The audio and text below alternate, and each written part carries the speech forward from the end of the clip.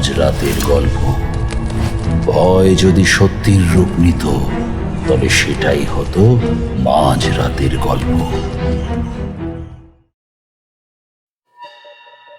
মন্দিরা দেবী সামনের দিকে ভালো করে তাকিয়ে একটা ভয়ঙ্কর দৃশ্য দেখতে পেলেন। মনে হলো কালো একটা লম্বা পোশাক পরে একজন নারী দাঁড়িয়ে আছে সিঁড়ির কাছে। তার মাথার চুলগুলো ছড়িয়ে আছে তার মুখের ওপরে। তার মাঝেও দুটো কোটরাগত চোখ। নজরে আসছে মন্দিরা দেবীর।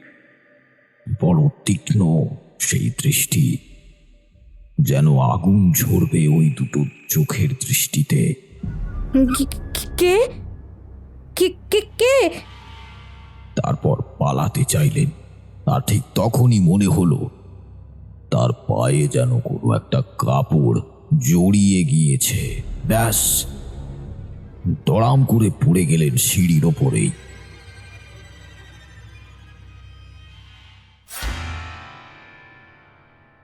বাইরের আকাশটা আজ বেশ থমথমে আছে। বিকেলের শেষ, তাই চায়ের দোকানগুলো সেজে উঠেছে। আমরা যখন পৌঁছলাম ঠাকুর মশাইয়ের বাড়ির সামনে, ততক্ষণে আকাশ আরো গম্ভীর। সম্ভবত বৃষ্টি হতে পারে রাত্রের দিকে। কিশোরী দরজায় একটা ঠক ঠক শব্দ করতেই চারি এসে দরজাটা খুলল। চারিমা কিশোরীর দিকে তাকিয়ে বলল, আরে কাকা বাবু যে, এখন শরীর ঠিক আছে তো আপনার? জ্বর কমেছে? তুমি চারিমা জানলে কি করে? বাহারে বাবা বললেন যে। আমি তার দিকে প্যাকেটটা এগিয়ে দিলাম। চারিমা, এগুলো রাখো। ঠাকুর মশাইয়ের ঘরে এসে ঢুকলাম আমরা দুজনেই। জানালার বাইরের দিকের ঝোপটায় কতগুলো জোনাকি জ্বলছে মিটিমিটি করে। ঝিঝি পোকা এক নাগারে ডেকেই চলেছে। আমাদের সামনে একটা লণ্ঠন জ্বলছিল, তার মৃদু আলো সারা ঘরে ছড়িয়ে আছে। আমাদের দেখেই ঠাকুর মশাই একটু নড়ে চড়ে বসলেন। তখনই ঢুকে গেল চারিমা। ওর হাতে চা আর আমাদের নিয়ে আসা সিঙ্গারা দিয়ে মুড়ি মাখা। সেগুলো আমাদের দিয়েই ছুটে গেল চারিমার রান্নাঘরের দিকে। আমি খিচুড়ি বসিয়ে দিচ্ছি বাবা। এই যে, আগে থেকে বলে রাখছি কিন্তু, আজ তোমাদেরও রাতের খাবার খেয়ে ফিরতে হবে। হ্যাঁ, না কিন্তু শুনবো না। তার এই কথায় না বলার কোনো রকম উপায় নেই। কিশোরী একটু বেশি খুশি হলো মনে হচ্ছে। কিঞ্চিত পরে কিশোরী একটা পাসিং শো এগিয়ে দিয়ে তারপরে হাসল। আগের বার দিতে পারিনি, আজ 2 প্যাকেট নিয়ে এসেছি। এইসব হবার পর একটা সময়ে গিয়ে গল্পের আবদার যখন করলাম, তখন টিপ টিপ করে বৃষ্টি পড়তে শুরু করেছে। ঠাকুর মশাই চুপ করে কিছুক্ষণ বসে ঘটনাগুলো নিয়ে একটু ভাবলেন। তারপর শুরু করলেন তার পছন্দের কোনো একটা গল্প। তখন চারিদিকে কালো আধারে ঢেকে গিয়েছে। ঘরের লণ্ঠন কখনো কেঁপে উঠছে জোলো বাতাসে। আমরা দুটি মানুষ বিভোর হয়ে তাকিয়ে আছি ঠাকুর মশাইয়ের দিকে। উনি কোনো এক জগতে যেন হারিয়ে গেছেন, আর আমরাও তার সাথে সাথে হারিয়ে যাওয়ার জন্য প্রস্তুতি নিচ্ছি। প্রচন্ড শীত পড়েছে সেবারে। তান্ত্রিক জীবন শুরুর ঘটনা এটা। তখন তেমন বয়স আমার ছিল না। একদিন কি মনে হতে এই বরাকর নদীর পাড় ছেড়ে আমি বেরিয়ে পড়লাম অজানার উদ্দেশ্যে। স্টেশনে গিয়ে যা পাবো তাতেই উঠে পালাবো এই জায়গাটা ছেড়ে, এমনটা ঠিক করে বেরিয়ে পড়লাম। স্টেশনে গিয়েই দেখলাম মিনিট 10 পরে মেদিনীপুরের একটা ট্রেন আছে। আমি আর দেরি করলাম না, পূর্ব মেদিনীপুর যাওয়ার উদ্দেশ্যেই আমি রওনা দিয়ে দিলাম। তখন ওইসব জায়গা ঘন বন জঙ্গলে ঢাকা। এদিকে শীত, তার উপর ঘন বন জঙ্গল, আরো ঠান্ডা। আমি এই সুযোগটা হাতছাড়া করলাম না। যখন মেদিনীপুর স্টেশনে পৌঁছালাম তখন বিকেল হয়ে গিয়েছে। সেদিন তেমন আর সূর্য ওঠেনি। এদিকেও ঘন কুয়াশার আস্তরণ, পথঘাট আরও শুনশান। স্টেশনে নেমে আমি ভাবতে শুরু করলাম। এদিকে তেমন একটা কাউকে দেখতে পেলাম না। পথ যদি হারিয়ে ফেলি তবে তবে মহা মুশকিল। হর হর মহাদেব, হর হর মহাদেব। যেদিকে যাই যাব, যা হবার হবে। হর হর মহাদেব। এই বলে আমি হাঁটতে শুরু করলাম। এবার দেখি কোন দিকে যাই আমি। দুদিকে ঘন বন আর পুকুরের মাঝখান। দুদিকে পুকুরের মাঝে মধ্যে ঘন ঘন বন। এত ঝিঝি ডাকছিল, একটা ভুতুড়ে পরিবেশ যেন তারা সৃষ্টি করেছে। সরু পথ ধরে এগিয়ে চলেছি। শুকনো পাতার উপর দিয়ে হাঁটতে গিয়েই খসখস শব্দ হতে লাগলো। দূরে কখনো ডেকে উঠল এক পাল শেয়াল। অনেক দূর অবধি যাওয়ার পরেও আমি কোনো বাড়ি দেখতে পেলাম না, কোনো মন্দিরও দেখতে পেলাম না। কেবল বন আর বাঁশের জঙ্গল।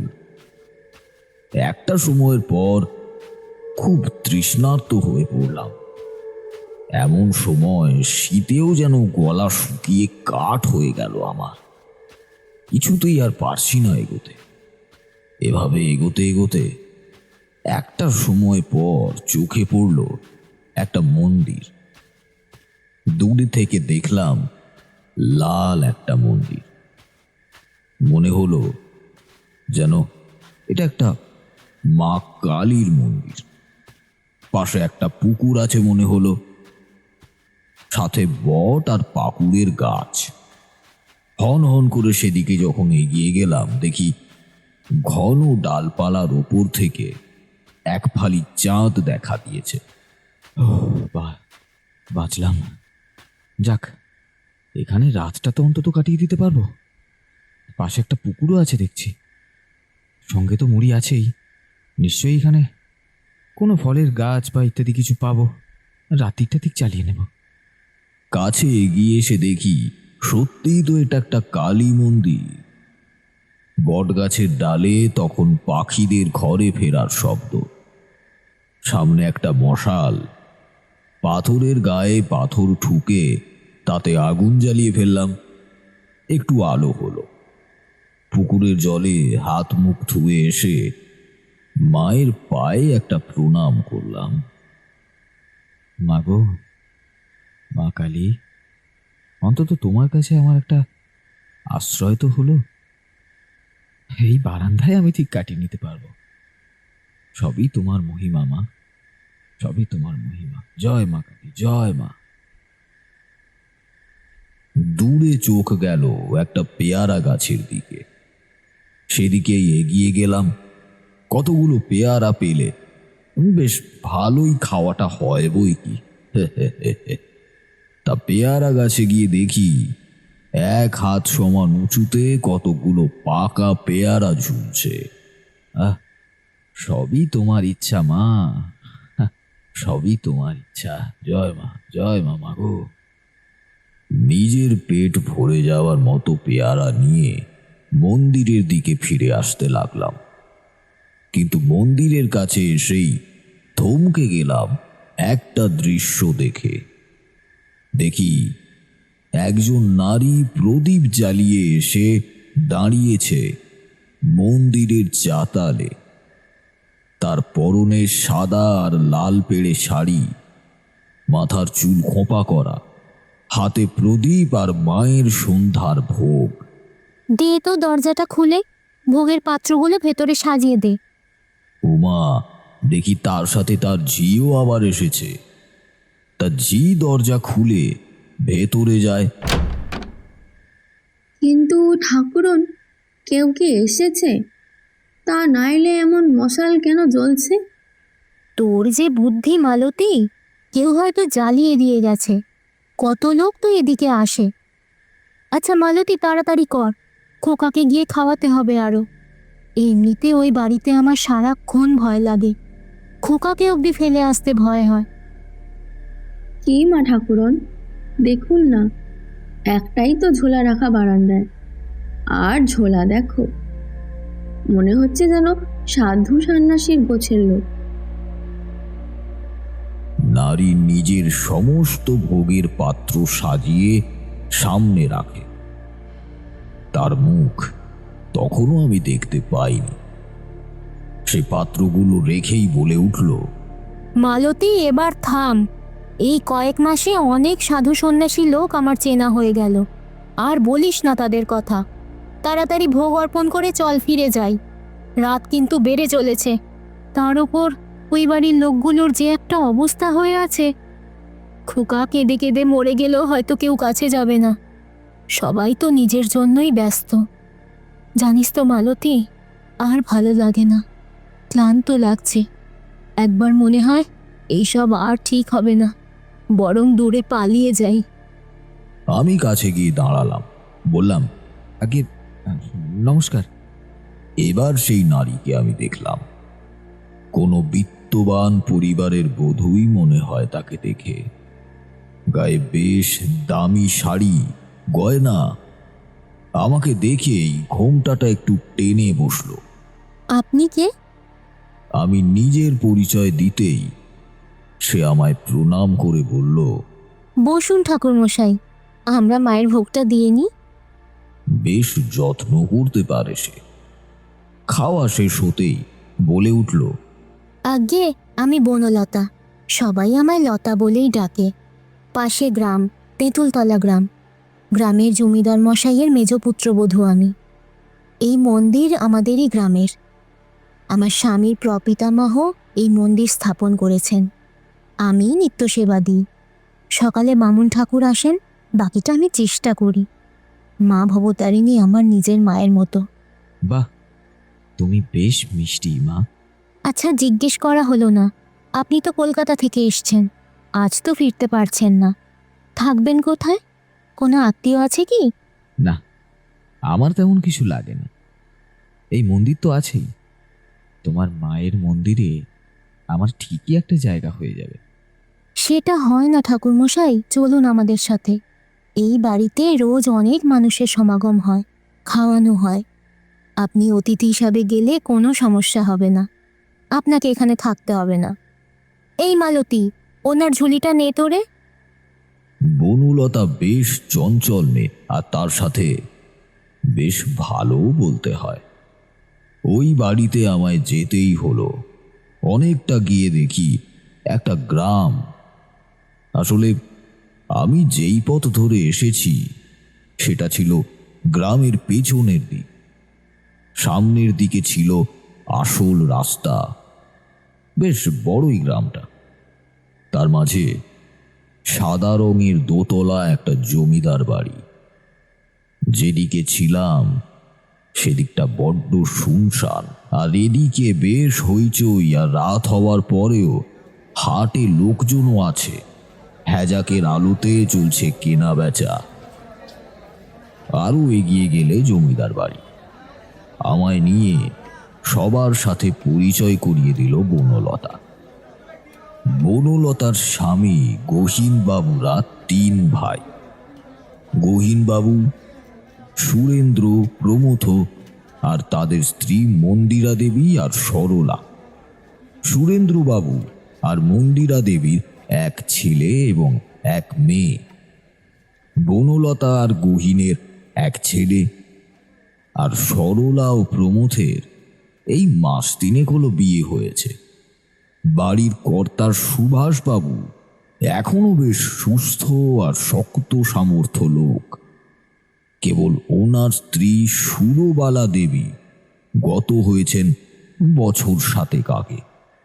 তবে বলতেই হয়, বাড়িতে সব চাইতে ভিন্ন দুজন, বনলতা আর তার স্বামী গহীন। সারা বাড়িটা তারা যেন এক প্রকার মাতিয়েই রাখে। মনে হয় পরিবারের বাইরেও প্রত্যেকেই তাদের দুজনকে খুব ভালোবাসে। চাকর বাকর অবধি তাদের পেছনে বেশিরভাগ সময় থাকতে ভালোবাসেই দেখেছি। বেশ রাত হয়েছে। খাওয়ার পর দোতলার ঘরে এসে একটু বিশ্রাম করছিলাম। যেন এই বাড়িতে আসার পর থেকেই বেশ অন্যরকম একটা অনুভূতি হচ্ছে।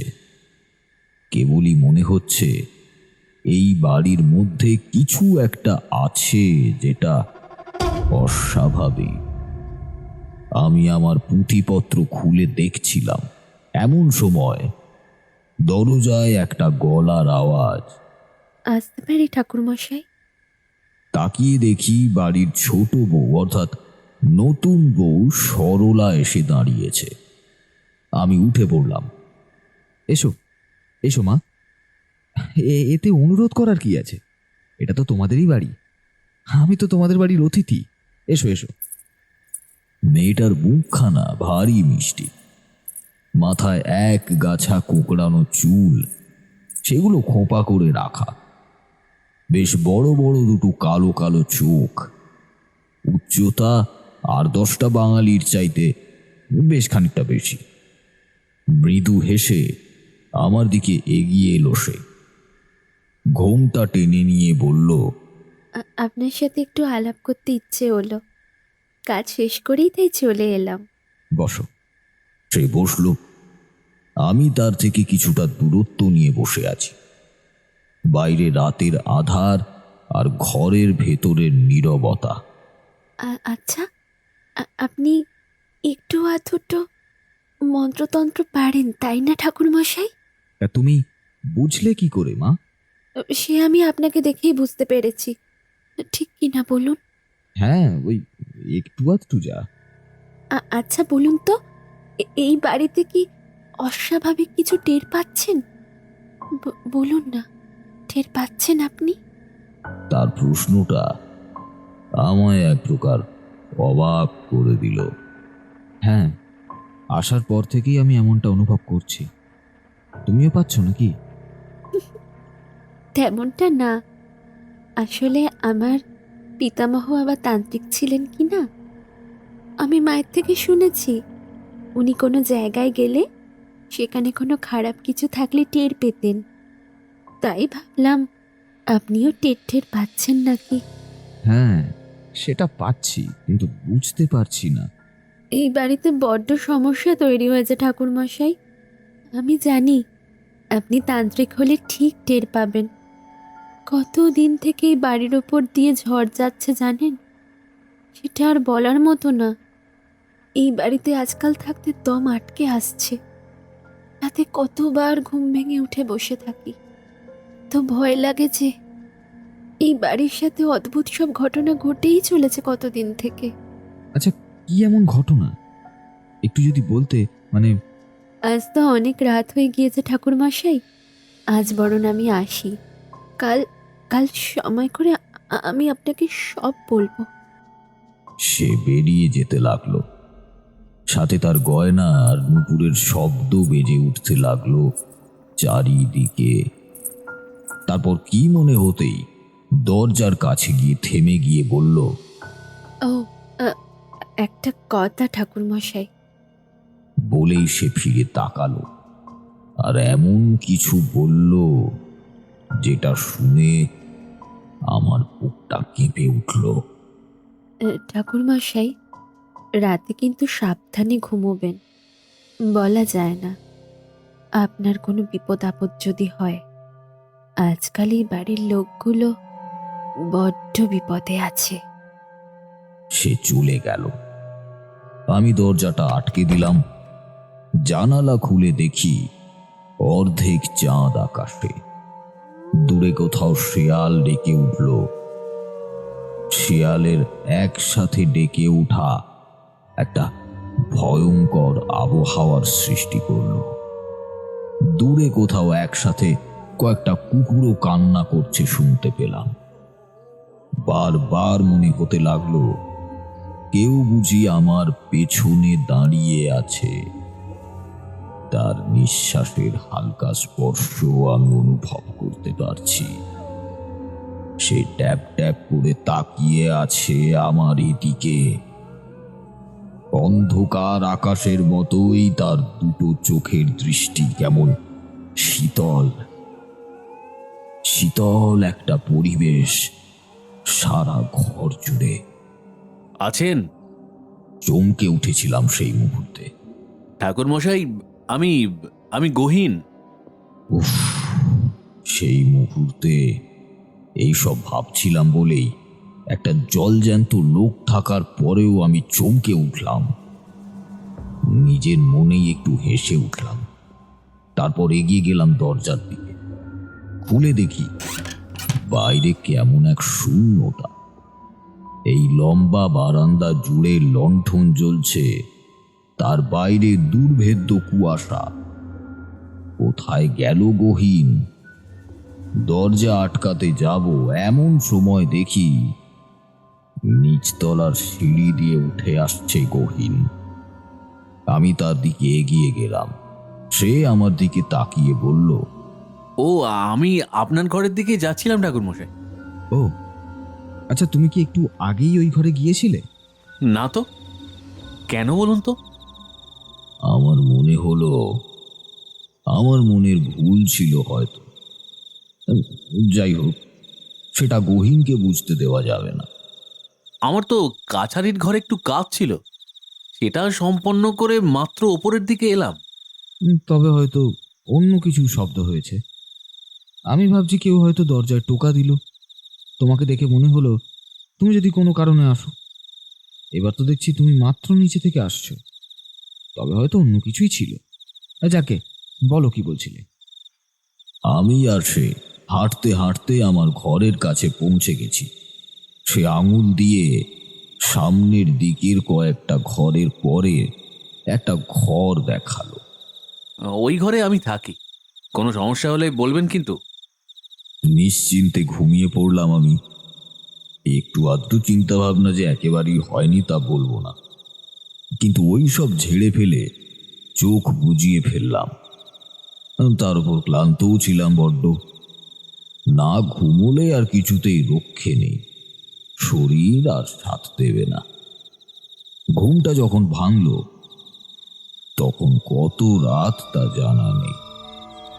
ঘরের ভেতরের লণ্ঠন খুব আবছা একটা আলো নিয়ে জ্বলছে। এমনি শীতের দিন, তার উপরে আরো বেশি শীত লাগছে যেন। বড্ড শান্ত চারিদিক।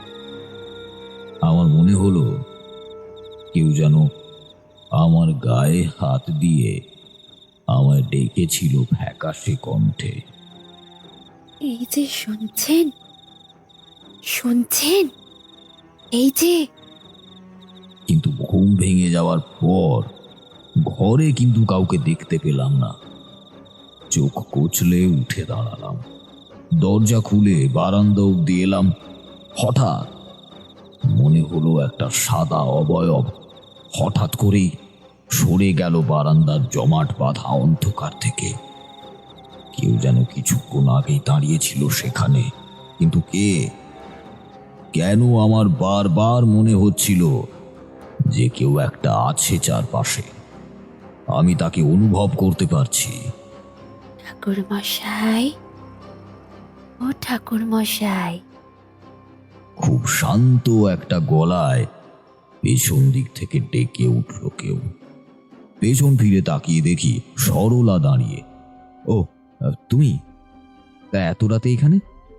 মাঝে মধ্যে রাতে উঠে আমার পায়চারি করার অভ্যাস আছে। আপনিও জেগেছে? সে এমনিও আজ বড্ড কুয়াশা। তুমি বরং ঘরে ফিরে যাও, অসুস্থ হয়ে পড়তে পারো। আমিও যাই, ঘরে ফিরে যাই। দরজা আটকে দিয়ে জানালার পাশে দাঁড়িয়ে মেঝের দিকে তাকাতে হঠাৎই মনে হলো সামনে কেউ দাঁড়িয়ে আমার। আমি তার পা থেকে ধীরে ধীরে মাথার দিকে মুখ তুললাম।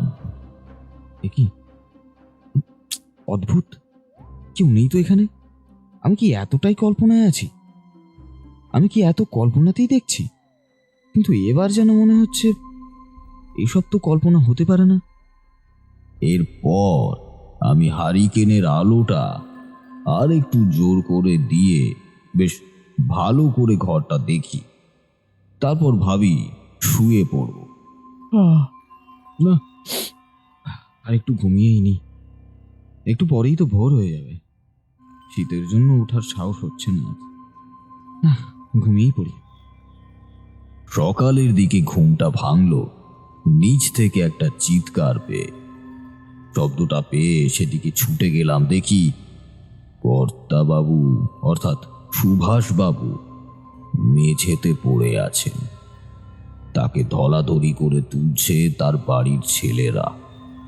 উনি বলে চলেছেন, এই তো এদিকে, ও আমায় ফেলে দিয়েছে। বাবা, তুমি আবার কিন্তু ভুলভাল বলছো। ওখানে কেউ নেই। দেখো দেখো তুমি। সুভাষবাবুর পায়ে খুব লেগেছিল। উনি কুকিয়ে উঠে, আছে আছে। আমি দাঁড়াতেই সরলা আমার কাছে এসে দাঁড়ালো। কাল রাতে এসেছেন বলেই অনেক কিছু বুঝতে পারেননি। জানেন তো শ্বশুরমশাইয়ের মাথাটা নাকি গেছে একেবারে। সবসময় কাকে যেন দেখতে পান। দেখুন নিজে পড়ে গিয়ে বলছেন কেউ নাকি তাকে ধাক্কা মেরে ফেলে দিয়ে গেছে। কে দেবেন বলুন তো ধাক্কা? ছোট, তুই তো জানিস এই বাড়িতে কত কিছু হচ্ছে। ওনার কথাগুলো কিন্তু একেবারে ফেলে দেওয়ার মতো না। এমন শক্ত সামর্থ্য লোকটা কেমন হয়ে যাচ্ছে দিনকে দিন। দেখ, এটা এমনি, আসলে এখনো অনেক কিছুই রহস্য হয়ে আছে। আমি গিয়ে সুভাষবাবুর পাশে গিয়ে বসলাম। সুভাষবাবু, নমস্কার। আচ্ছা, আমাকে বলুন তো, কে আপনাকে ধাক্কা মেরে ফেললো এভাবে, আর ফেলে দিয়ে পালালোই বা কোথায়? তারপর উনি যেটা বললেন সেটা খুবই অস্বাভাবিক। ওনার কথা শুনে আমার ভীষণই অবাক লাগলো। একটা মেয়েকে আমি দেখতে পেয়েছি।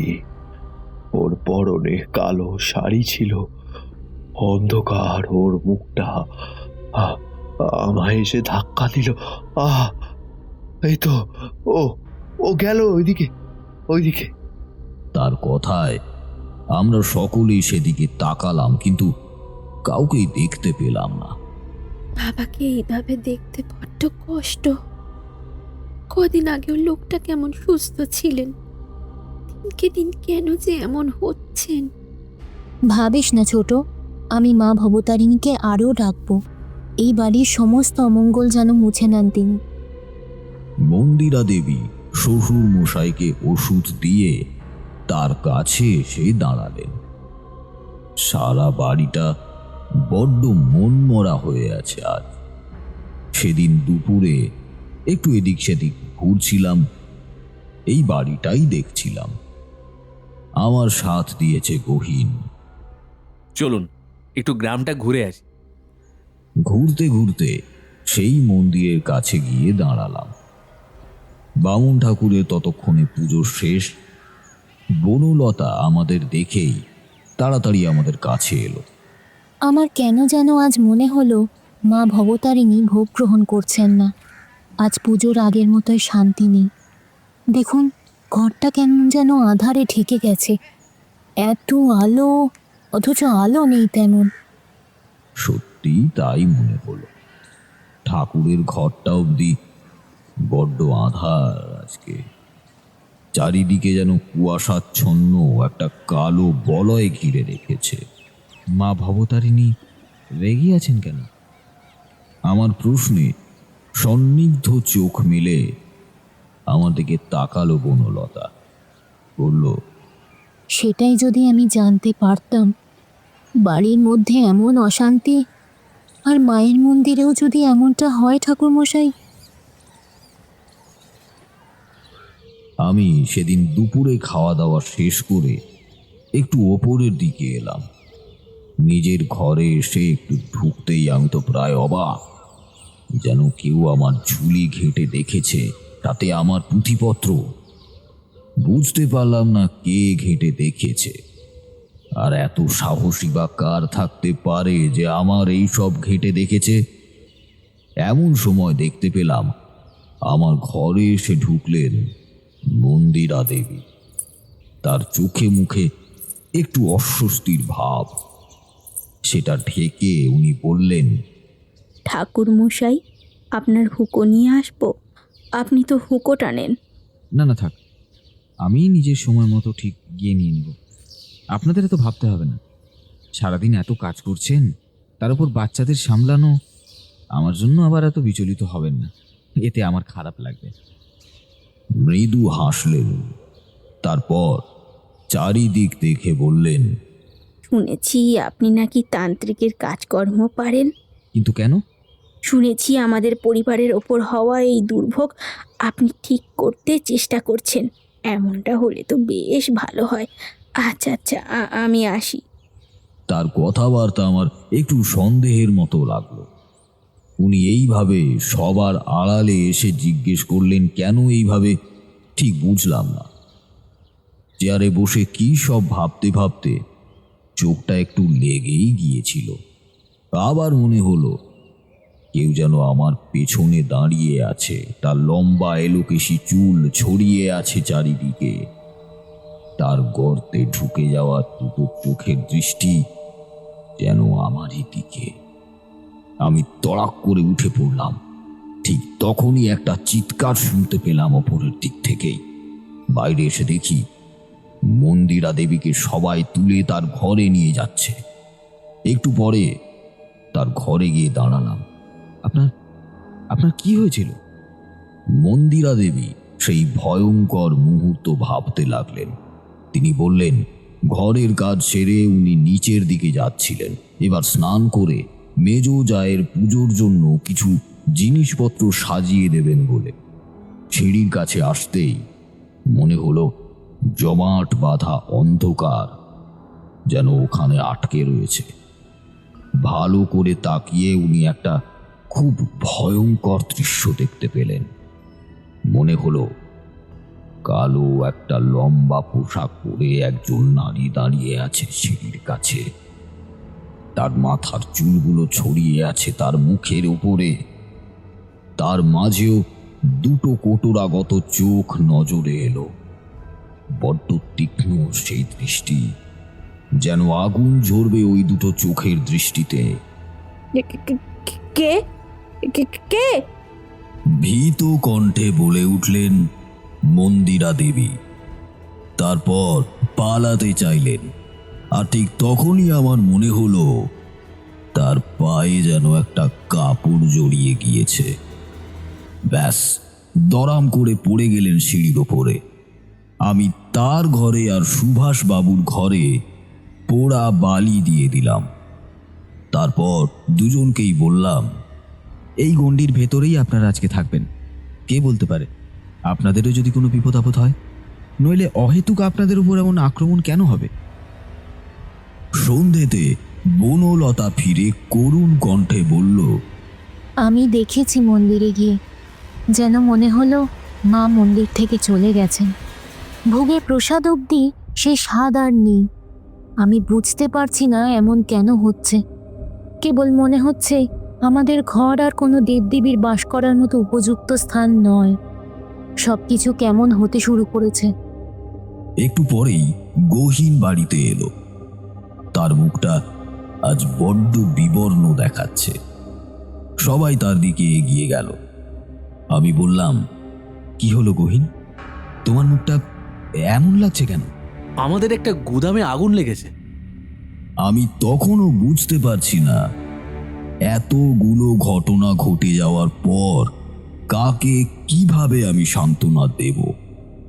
আমার কাছে আবারও ছুটে এলো সরলা। ঠাকুরমশাই, ঠাকুরমশাই, আমাদের কি করা উচিত বলুন তো? এমন হতে থাকলে বাবা এসে আমায় নিয়ে যাবেন বলছেন, কিন্তু আমি বাড়িটাকে ছেড়ে যেতে পারবো না বলেই বাবাকে বলিনি এখনো কোনো কথা। এমন করতে থাকলে তো এবার নিজের প্রাণ বাঁচানো মুশকিল হয়ে যাবে গো ঠাকুরমশাই। আপনি কবে থেকে কাজ শুরু করবেন? দিনকে দিন তো জটলা আরো বেড়েই চলেছে। আমার কাছে যখন সুরেন্দ্রবাবু এলেন তখন আমি বাগানে। রাতের আঁধারে বাগানে দাঁড়িয়ে থাকতে বেশ ভালোই লাগছিল। সুরেন্দ্রবাবু এসে ধরা দীর্ঘ নিঃশ্বাস ছাড়লেন। তারপর বললেন, আপনি কি এখনো কিছু আন্দাজ করতে পেরেছেন? আমি শুনেছি আপনি অনেক কিছুই পারেন। আমি তার দিকে এগিয়ে গেলাম। এই কদিনে বড্ড অদ্ভুত সব ঘটনা ঘটছে। আচ্ছা, বাড়ির কুলদেবতার পুজোতে কি কোনো বিঘ্ন ঘটেছিল? হয়তোবা তার ক্রোধের কারণেই এইসব অনিষ্ট কাণ্ড ঘটে চলেছে।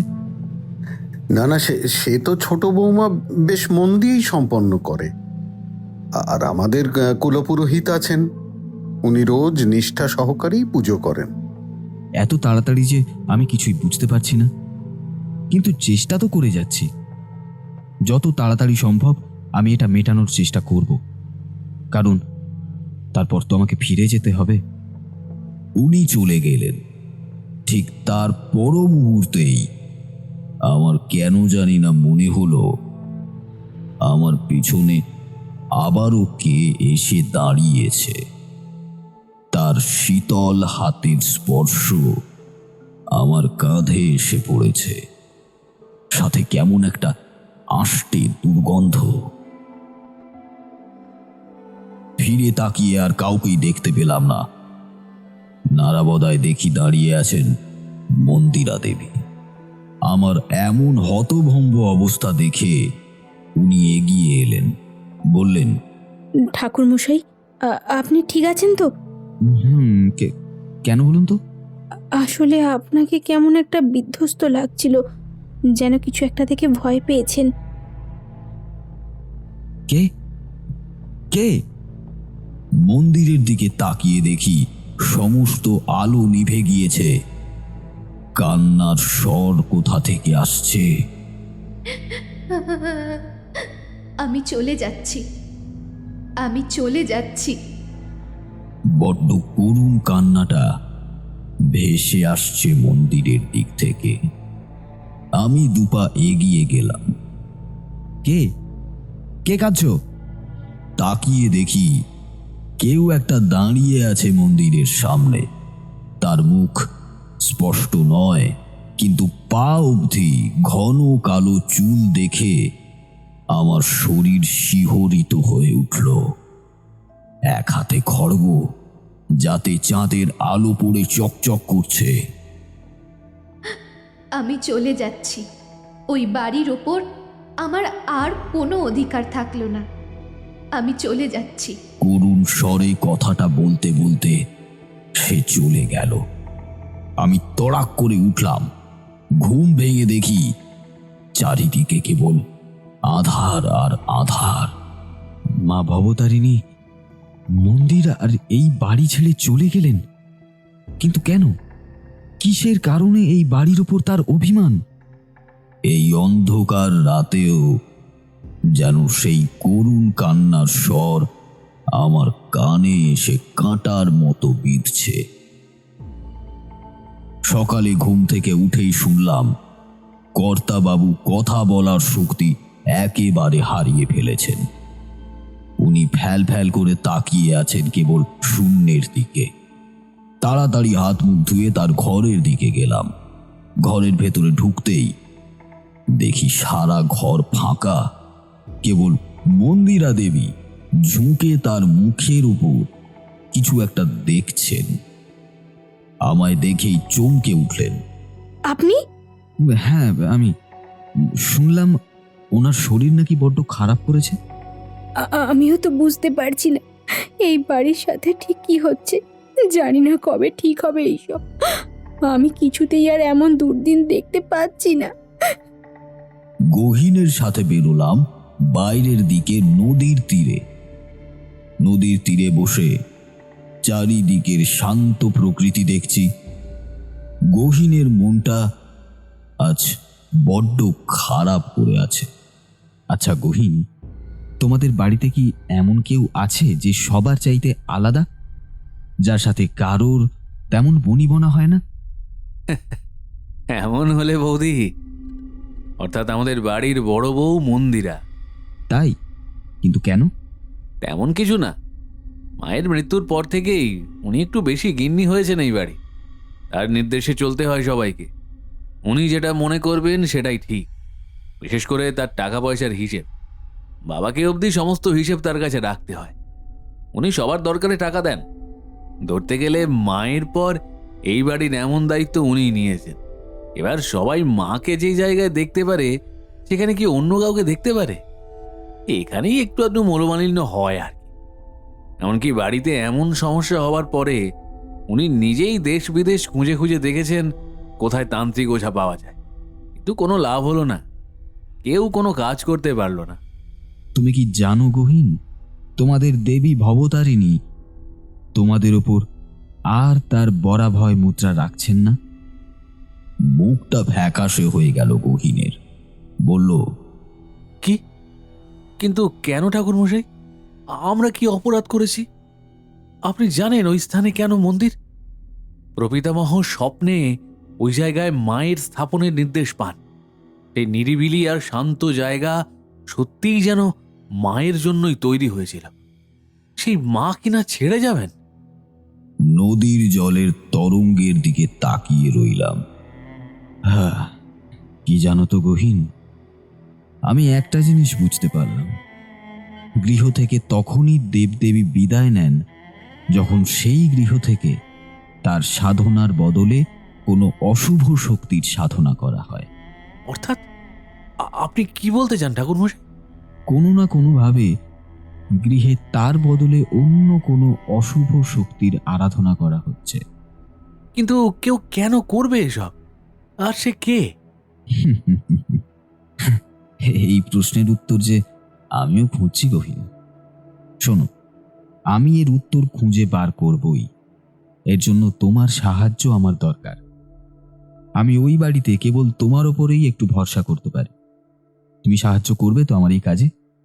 কথা দাও। আমি সবটা দিয়ে সাহায্য করব ঠাকুরমশাই। গহীন সেদিন আমায় ভরসা দিয়েছিল।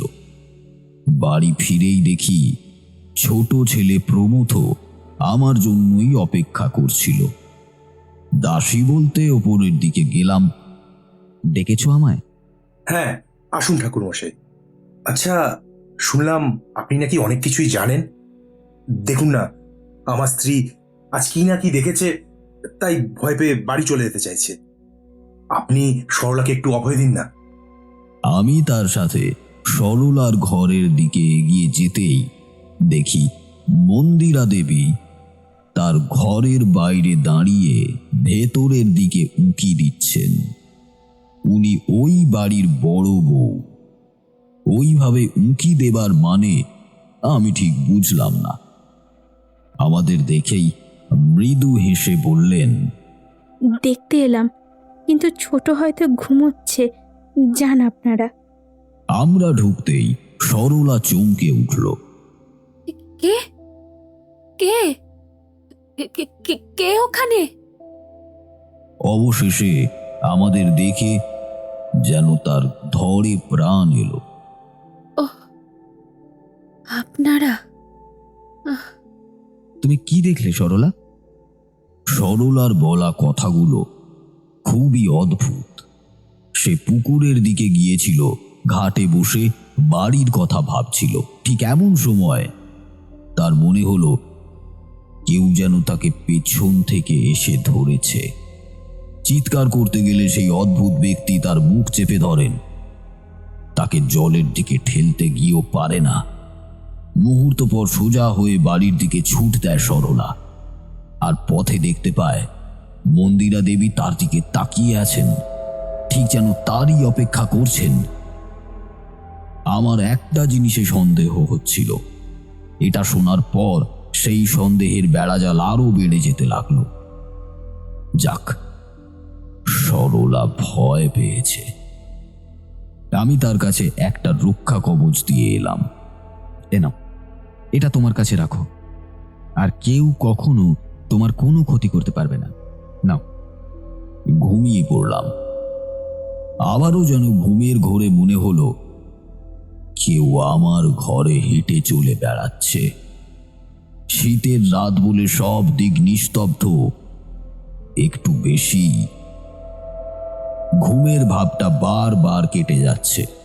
কেবলই মনে হচ্ছে কেউ যেন ফ্যাকাশে কণ্ঠে কিছু বলে চলেছে আমায়। আমি সেই কথাগুলো স্পষ্ট শুনতে পাচ্ছি না, শুধু চোখ দুটো কোনো মতে খুললাম। আর চোখ খোলার পরেই এক্কেবারে চমকে উঠলাম। আমার ঘরে তখন নিভু নিভু করে জ্বলছে একটা লণ্ঠন। তার মেদানো আলোয় দেখলাম আমার মুখের উপর ঝুঁকে কেউ আমার মুখের দিকেই তাকিয়ে আছে। তার সাদা লম্বা চুল ঘাড় বেয়ে নেমে গিয়েছে। তার ফ্যাকাশে সাদা বিবর্ণ একটা মুখ, তার মুখের ওপর রক্তের দাগ, চোখ দুটো কেমন বিভৎস রকমের লাল। আমি চোখ বুজে মন্ত্র উচ্চারণ শুরু করলাম। তারপর তাকিয়ে দেখি সামনে কেউ নেই। ঘরটা ঠিক আগের মতোই শান্ত, তবুও বারংবার মনে হচ্ছিল চোখের সামনে সেই বিভৎস দৃশ্য দেখতে পেয়েছিলাম। আমার গলা শুকিয়ে কাঠ হয়ে গিয়েছিল। একটু জল খেলাম, শরীর ঘেমে উঠেছে। সেই রাতে আমি বাইরে এলাম। কি অদ্ভুত যোজনা সেদিন! চারিদিক যেন রূপলি চাদরে মোড়ানো। ঘুম ভেঙে উঠে বারান্দায় এলাম। নিচে কাউকে দেখতে পেলাম, কেউ যেন পায়চারি করছে। খুব সন্তর্পণে নিচে নেমে এলাম। নিচে নেমে থামের আড়ালে দাঁড়িয়ে দেখলাম পায়চারি আর কেউ করছে না, করছেন মন্দিরা দেবী। আমি মৃদু হেসে ঘরে ফিরে এলাম। আর তো একটা রাত, তারপর আমি সঠিক অপরাধীকে খুঁজে বার করব সত্যিকারের একটা কারণ। কি কারণে এসব হচ্ছে?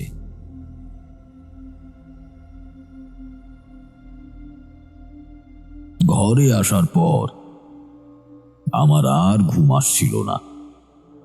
আমার ঘরে সেই বিশ্রী পচা গন্ধটা এখনো পাচ্ছি। শরীরটা গুলিয়ে আসে সেই দুর্গন্ধে। এমন অবস্থায় যখন চোখ দুটো লেগে এলো, আমার মনে হলো নিচের থেকে যেন কোনো আওয়াজ আসছে। নিচে তো অসুস্থ সুভাষবাবু ঘুমন, আর তার পাশে বড় ছেলে সুরেন্দ্র আর তার স্ত্রী মন্দিরা থাকেন। তারও পাশে কাজের লোকের ঘর। তাড়াতাড়ি দরজা খুলে বাইরে এলাম। নিচে আসতেই দেখি সুভাষবাবুর ঘরের ভেতরে ঢুকছেন মন্দিরা দেবী, আর তারপরে সুরেন্দ্রবাবু আরো কয়েকজন কাজের লোকেরা উঠে এসেছে। সুভাষবাবুর মুখ দিয়ে গড় গড় করে শব্দ বেরোচ্ছে। মনে হলো কেউ যেন তার গলাটাকে খুব শক্তভাবে চেপে রেখেছেন। মন্দিরা দেবী তার মুখের কাছে গিয়ে করুণ স্বরে বলে উঠল, বাবা, আপনার কি হলো বাবা? আপনি কথা বলুন বাবা, কথা বলুন। পরপর নেমে এলো বনলতা, গহীন, প্রমথ আর সরলা। সরলার ঘরে ঢুকতে ঢুকতে ভীতু কণ্ঠে বলে ওঠে, আমি আমি এই বাড়িতে বেশি দিন থাকতে চাই না। আর কালি দেখি ফেরার জন্য ভাবতে হবে। সব কিছু ঠিক হলে তবেই ফিরবো। মন্দিরা দেবী, একটু সরুন, আমি দেখছি ওনার কি হয়েছে। আর সুরেন্দ্রবাবু, একটু জল নিয়ে আসুন তাড়াতাড়ি। কাজের লোক জল নিয়ে এসে হাজির। আমি সুভাষবাবুকে তুলে ঠিক করলাম। উনি এখনো বেশ ভীত হয়ে বলে চলেছেন, অনেক বড় চুল, আমার গলা চেপে ধরলো। কি ভয়ঙ্কর সেই রূপ! আপনি ঘুমুন, আমি আপনার ঘরেই আছি। দেখি তো কোন বিপদ আসতে পারে।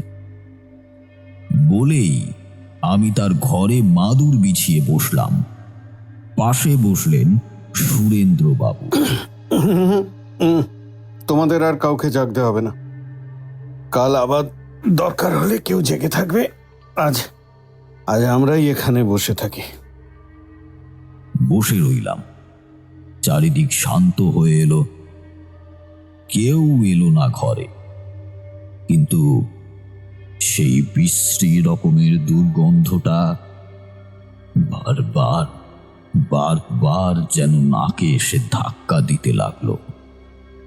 সুরেন্দ্রবাবুও জেগে রইলেন।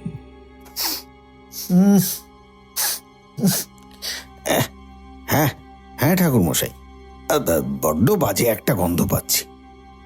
কিন্তু আমি এটা বুঝছি না যে সে যেই হোক, বাবার মতো একজন নির্ভেজাল লোককে সে কেন বারবার টার্গেট করছে।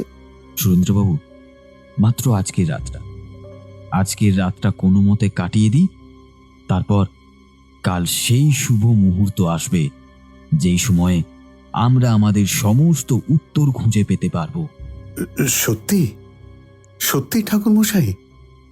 সেটা কিভাবে?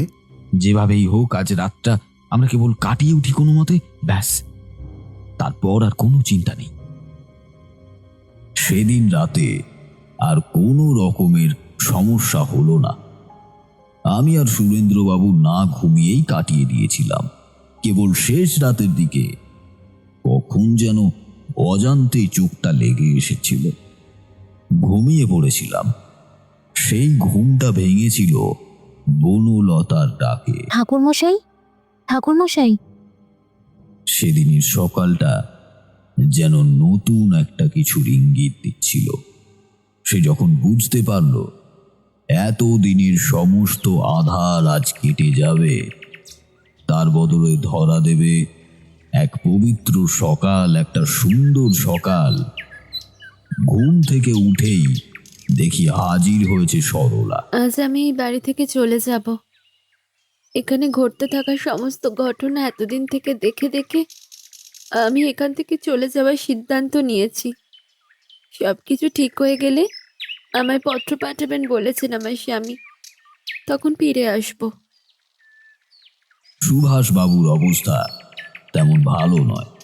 এই সময় বাড়ির লোক অন্য কোথাও যাবে এটা ভেবেই আমার কেমন একটা খটকা লাগলো। তবুও তাদের পরিবার আর তাদের সিদ্ধান্ত, আমি ভেবে চুপ করে গেলাম। সর্বজ্ঞানী মহাদেবের নাম স্মরণ করে আমি দুপুরের দিকে বললাম, হে ভোলা মহেশ্বর, কোনো অপরাধী যেন আজ আর বেঁচে না যেতে পারে। আজ যেন সে ঠিক বন্দী হয়, সে যেন কিছুতেই তার চক্রান্ত আর চালিয়ে যেতে না পারে। রক্ষা করো মহেশ্বর, রক্ষা করো। জয় বাবা মহেশ্বর, জয় ভোলা মহেশ্বর, রক্ষা করো। একটু পর হাঁটতে হাঁটতে ফিরে এলো সরলা। সারা শরীর ওর ঘেমে গেছে। ওর সাথে ওর দাসী স্বর্ণ আছে।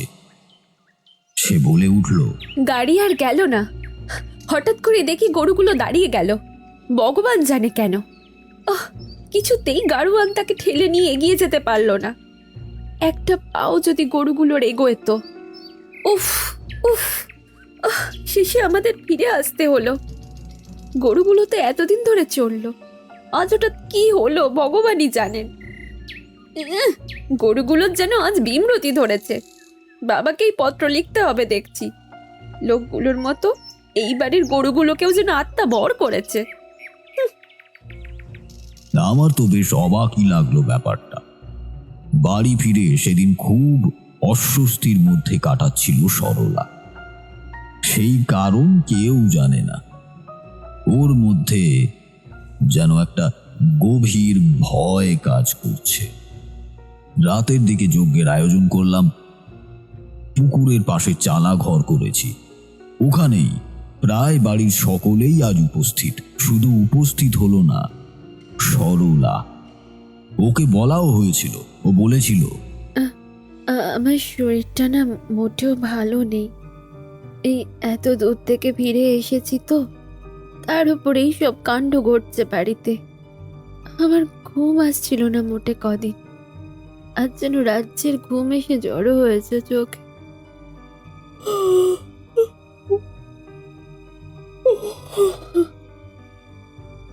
হাই তুলতে তুলতে ঘুমোতে গেছে সরলা। তার সাথে তার স্বামী প্রমথও গেল। রাত্রি তখন বেশ গাঢ় হয়েছে। আজকে কুয়াশাও তার গাঢ় আস্তরণ ছড়িয়েছে। সারা পাড়া শীতের রাতে গভীরভাবে তখন ঘুমে আচ্ছন্ন। শীত পড়েছে জাঁকিয়ে, পাতা থেকে টুপ টুপ করে শিশির পড়ছে। একটা পেঁচা অন্ধকারে ডেকে চলেছে বিকট সুরে। আমি যজ্ঞের আহুতি দিতে শুরু করলাম। ঘি পেয়ে দাউ দাউ করে জ্বলে উঠল যজ্ঞের আগুন। এক আকাশ তারা নিয়ে জেগে আছে চাঁদ, আর তার মিয়ানো আলো পড়ছে এই ভূমির ওপরে। দূরে কখনো সুর করে শেয়াল ডেকে উঠছে, বাতাসে কাঁপছে লণ্ঠনের আলো, গায়ে শীত ধাক্কা দিচ্ছে প্রচন্ড রকমের। কখনো সুর করে আসছে গাঁয়ের কুকুরের ডাক, পাশাপাশি কতগুলো প্রদীপ আর মশাল জ্বলছে মাত্র। বাতাস ক্রমশ বাড়ছে, সেই বাতাসে কাঁপছে প্রদীপের আলো। একটা অদ্ভুত শব্দ শুনতে পেলাম এবার।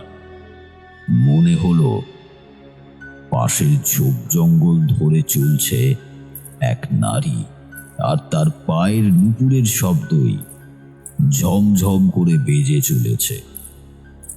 ধীরে ধীরে সেই নুপুরের শব্দটা থেমে যাচ্ছে এবার।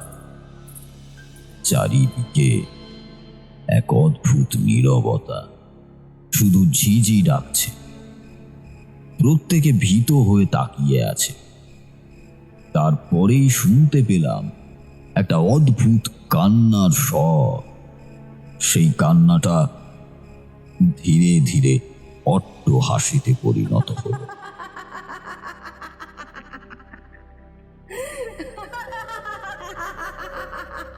আমার ভয় পেলে চলবে না, যজ্ঞ ভালোভাবে শেষ করতেই হবে। তখনও শক্ত হয়ে বসে মন্ত্রোচ্চারণ করে চলেছি। আবারও মনে হলো কেউ যেন আমার পেছনেই দাঁড়িয়ে আছে। আমি কোনোভাবে যজ্ঞের বিঘ্ন হতে দিইনি, আর এভাবেই অবশেষে সামনের আধার ভেদ করে একটা সাদা ধোঁয়া উপস্থিত হলো। তার থেকেই আর্ত চিৎকার ভেসে আসছে। আমার উচ্চারণ করা মন্ত্র আর যজ্ঞের আহুতি তাকে যন্ত্রণা দিচ্ছে। সেই কুণ্ডলীর চারিদিকে আগুন জ্বলছে দাউ দাউ করে। আমি চিৎকার করে বলে উঠলাম, নিজের অভিসন্ধি বল, নইলে এই যন্ত্রণা তোকে কিছুতেই মুক্তি দেবে না।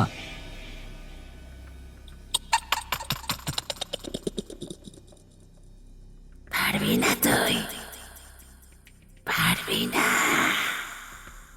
বলতে বলতেই সে নিজের রূপে এলো। সাদা একটা কাপড় তার শরীরে জড়ানো, লম্বা সাদা চুল পা অবধি।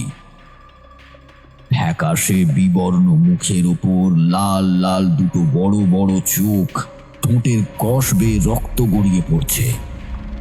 আমি যজ্ঞের অঙ্গার নিয়ে সেদিকে ছুঁড়ে দিলাম, জয় মহাকাল। অমনি সে আরো কেঁপে উঠল। শেষে করুণ আর্তনাদ করে জানালো,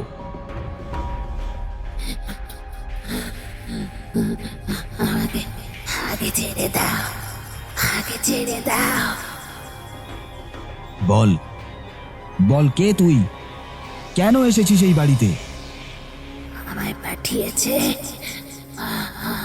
আমাকে পাঠিয়েছে ভরদ্বাজ চৌধুরী, ভরদ্বাজ কবিরাজ। মন্দিরা দেবীর হাত নেই এর সাথে? না না না না না, আমি তো তাকে চিনি না। কে সে? আমি ভরদ্বাজ কবিরাজের কাছ থেকে এসেছি, এর বাইরে আমি কাউকে চিনি না। ভরদ্বাজ? উনি তো আমাদের... তার বিষণ্ণ মুখটা আমাকে আবার ভাবিয়ে দিল। আমি এই সব না ভেবে আগে সেই অশুভ শক্তিকে বিনাশ করলাম। যা যা, তোকে আজ মুক্তি দিলাম। তুই ইহলোক থেকে পরলোকে চলে যাবি, যা। বলেই মন্ত্র পড়ে সেদিকে ফু দিতেই সাদা ধোঁয়া ধীরে ধীরে মিলিয়ে গেল। আমার কাছে এগিয়ে এলেন মন্দিরা দেব। আমি সরলার মুখ থেকে যেভাবে আপনাকে কেন্দ্র করে সব গল্প শুনেছি, আর এই কদিনের সব কিছুতেই আপনাকে যেভাবে দেখেছি, হয়তো বাইরের কেউ হয়ে সেই সন্দেহটা করাই স্বাভাবিক। কিন্তু আমি এর জন্য ক্ষমা প্রার্থী। তার আগেও আমাদের ভরদ্বাজকে সেটা জানাতে হবে। আমায় ক্ষমা করে দিন মন্দিরা দেবী। মন্দিরা দেবী বাড়ির দিকে এগিয়ে গেলেন। প্রত্যেককে সাথে করে নিয়ে উনি এগিয়ে যেতে লাগলেন বাড়ির দিকে। আমি ছাড়া বাড়ির সকলেই জানে উনি কে। শুধু আমাকেই পরিচয় করানোর জন্য এমনটা করা। আর ভালো কথা, ততক্ষণে বাড়ির মধ্যে সেই অস্বস্তি লাগানো ভাবটা আমি আর পেলাম না। যেন একটা কালো ছায়া সরে গিয়েছে। সুভাষবাবু রুগ্ন শরীরেই উঠে বসেছেন। তার মধ্যে তেমন কোনো ভীত ভাব আর নেই। বনলতা আমার দিকে এগিয়ে। আমার মনে হলো আমার মা ভবতারিণী যেন আমায় ডাকছেন। উনি অভুক্ত আছেন কতদিন। এই অশুভ শক্তি বাড়িতে থাকার জন্যই উনি থাকতে পারেননি আমাদের সাথে। আমরা এগিয়ে গেলাম প্রমথ আর সরলার ঘরের দিকে। ঘরের ভেতর থেকে আসা একটা কথা আমায় অবাক করে দিল। আহা, সরলা, শুধু শুধু ভয় পেও না তো। ওই তান্ত্রিক কিছুই ধরতে পারবে না। সরলার মন থেকে তবুও ভয় সরছে না। ও ভীত হয়ে বলে উঠল, কিন্তু কিন্তু যদি তো ধরা পড়ে যায়। ঠিক তখনই দরজায় হাত রাখলেন মন্দিরা দেবী। ছোট ছোট, বেরিয়ে আয়। দরজার বাইরে এসে দাঁড়িয়ে রইল দুজনে। দুজনের মুখটা ভীত হয়ে আছে অজানা কোনো ভয়। কঠিন চোখে তাদের দিকে তাকিয়ে আছেন মন্দিরা দেবী। ওনার না বলা অবধি কেউ আর কোনো কথা বলতে পারেন না। এ কি বৌদি, তোমরা এখানে? তোমাদের যজ্ঞ শেষ? সরলা অসুস্থ থাকার ভান করেই আছে। মন্দিরা দেবী খুব কঠিন কণ্ঠে বললেন, তোমাদের দুজনের সাথে দরকার আছে। বসার ঘরে বাড়ির সকলেই বসে আছে। সুভাষবাবু অবাক হয়ে দেখছেন সবকিছু। আমার মধ্যেও এখনো অনেক প্রশ্ন জমে আছে। মন্দিরা দেবী সরলার হাতটা টেনে মাঝে নিয়ে, আমরা জেনে গেছি তোর বাবা ভরদ্বাজ ওই ডাইনিকে পাঠিয়েছে এই বাড়িতে। কিন্তু কেন ছোট? এই বাড়ির লোকগুলো তোর কি ক্ষতি করেছিল? সরলার বাবা এইসব করেছেন? আমায় আমায় আপনি ক্ষমা করে দিন মন্দিরা দেবী। আমি শুধু শুধুই আপনার উপর সন্দেহ করেছিলাম। একজন অজ্ঞাত লোক একটা গোটা বাড়ির সবাইকে ঠিক মতো চিনতে পারে ঠাকুর মশাই। আমি খারাপ ভাবিনি। আসলে হয়তো এই সংসারের চাপে আমি আপনার সাথে ঠিক মতো কথা অবধি বলতে পারিনি। আপনি আমায় তাই চিনতে পারেননি।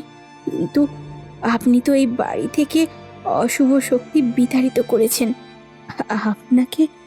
আপনাকে আমি ভুল বুঝবো কিভাবে বলুন?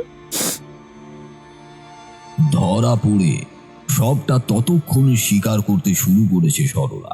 এই বাড়িতে এসে তোমার মাতব্বরি আমার একটুও পছন্দ হয়নি দিদি। তুমি যেন এই বাড়ির কর্ত্রী, আমি মেনে নিতে পারিনি এটা। তুমিও আমাদের মতো এই বাড়ির একটা বৌমা মাত্র। তবে কেন তোমার ক্ষেত্রে সবকিছু আলাদা হবে? তাই আমি আর তোমার দেওয়ার মিলে ঠিক করি বাবার থেকে আমাদের পাওনা সম্পত্তি নিয়ে আলাদা হয়ে যাব। অন্তত তোমার হুকুমে তো আমাকে চলতে হবে না। সেই কারণেই আমার শ্বশুর মশাইকে দিয়ে ওই ডাইনি এই বাড়িতে নিয়ে আসা হয়েছে। কারণ বাবাকে বারবার বলার পরেও কিছুতেই বাবা রাজি হচ্ছিলেন না। তোমাদের সবার অলক্ষ্যে আমরা বাবাকে কতবার বলেই গেছি, কিন্তু বাবা শোনেননি। তাই বলে এক বাবাকে তোমরা মৃত্যুর মুখে ঠেলে দিলে, যাতে মৃত্যুর পর সবকিছু ভাগ হয়। ছি! মাথা নিচু করে দাঁড়িয়ে রইল দুজন। একজন বাবা তার সমস্ত সন্তানকে একসাথে একই বাড়িতে বড় করতে পারে, কিন্তু সন্তানেরা সবাই মিলেও তার সাথে থাকতে পারে না। কি অদ্ভুত! মন্দিরা দেবী চোখের জল মুছে শ্বশুর মশাইয়ের পায়ের কাছে বসে বললেন, এই লোকটাকে তোমরা এমন করলে? ওরে ওরে, আমি কি কিছু আমার জন্য করেছি? বাবা জানেন সব, বাবা সব জানেন। সুভাষবাবু দেবীর মাথায় হাত দিলেন, বললেন, তুমি তো ওই বাড়ির লক্ষ্মী মা। তোমরা কেউ জানো না, যখন চুরোবালা মৃত্যুর পথে, তখন এই মাকেই ধরে বলেছে, তুমি আমার মতো করে এই বাড়িকে দেখে রেখো মা, তুমি যত্নে রেখো, কখনো আলগা হতে দিও না সংসারের হাল, এক বন্ধনে বেঁধে রেখো।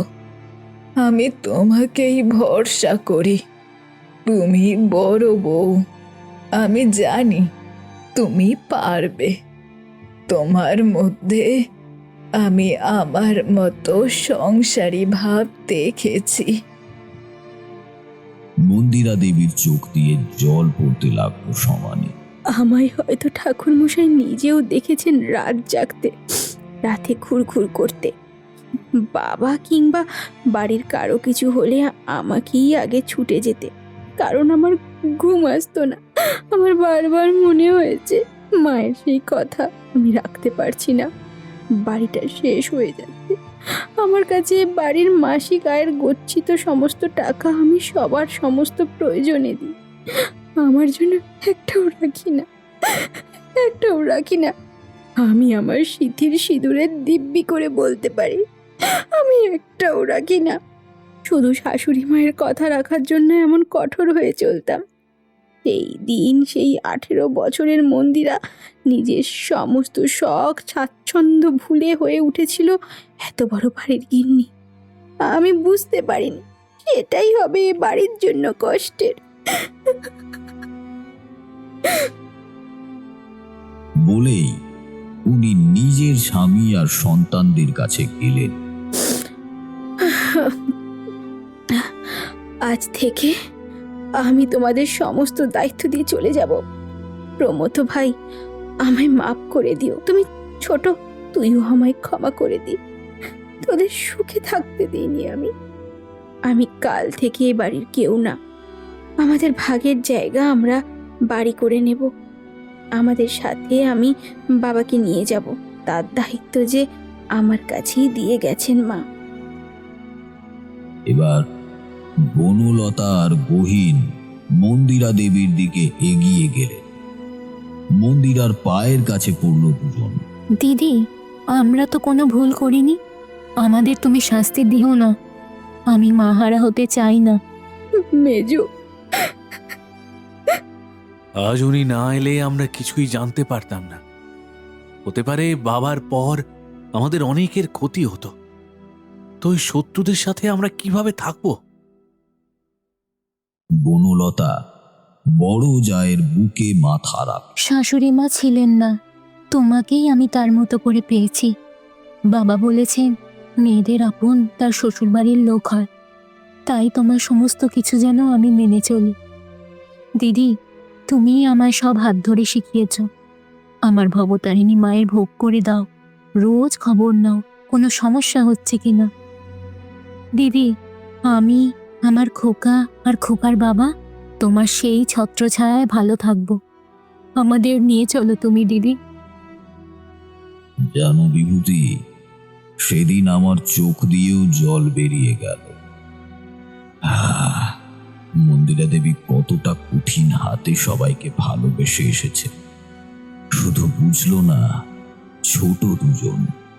সেই রাতেই বাড়িটা কেমন যেন শান্ত হয়ে গেল। সবাই জেগে রয়েছে, অথচ কেউ যেন জেগে নেই। কি একটা অদ্ভুত নীরবতা। আমায় চলে যেতে হবে, তার আগে যদি এই বাড়িটাকে স্বাভাবিকভাবে দেখতে পারতাম তবে খুব ভালো লাগতো। আবার কবে আসা হবে, আবার কোনোদিনও আসতে পারবো কিনা তা তো জানা নেই। এই কদিনের সমস্ত সমস্যা যখন মিটে গেল, তখন আরও একটা সমস্যা যেন নিজে থেকে এসে উদয় হলো, তাই না? রাতের বেলায় গহীন ঘরে এসে বসল।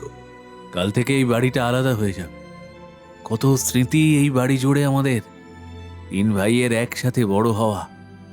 ঠাকুরমশাই, একটা বাড়িতে যে 3টে অন্যের বাড়ির মেয়েরা আসে, তারা সেই অনুভূতি বোঝে না।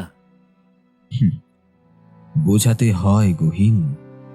তোমার স্ত্রী বনলতা আর মন্দিরা দেবী দুজনেই আলাদা বাড়ি থেকে এসেছে, অথচ দেখো তারা কত মিলেমিশে আছে। বিয়ের পর সব মেয়েরাই সবকিছু একেবারে ভুলে যায় না। তাদের বাবা মায়ের উচিত সেই শিক্ষাটাই দেওয়া।